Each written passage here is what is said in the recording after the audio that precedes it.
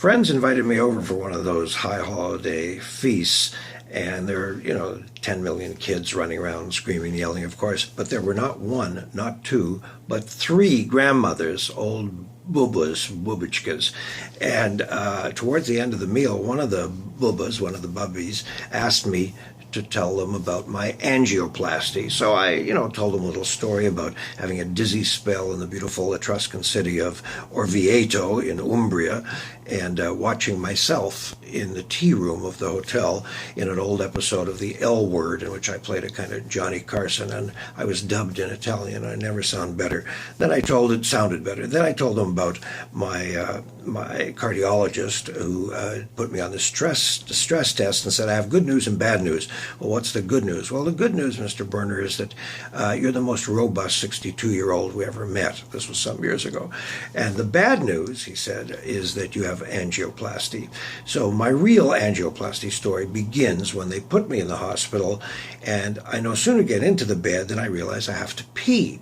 And I'm telling this family this story at this dinner.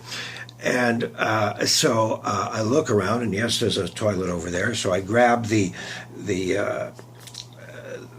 drip thing, and I swing it around the bed, the intravenous, and then I get out of bed and I go over to take a pee, forgetting that I have all these electrodes stuck to me. They're, keeping track of my heart, and also not noticing that I've knocked 2 or 3 of them loose.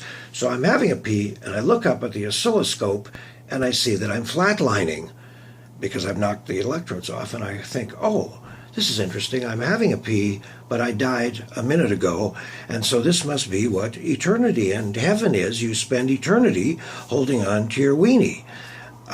And everybody looks kind of shocked, except one of the grandmothers, one of the Bubbies, and she says, no, David, eternity is, heaven is when you spend eternity when someone else is holding on to your weenie.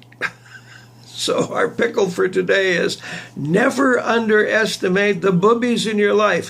One of them is bound to be a closet stand-up comic.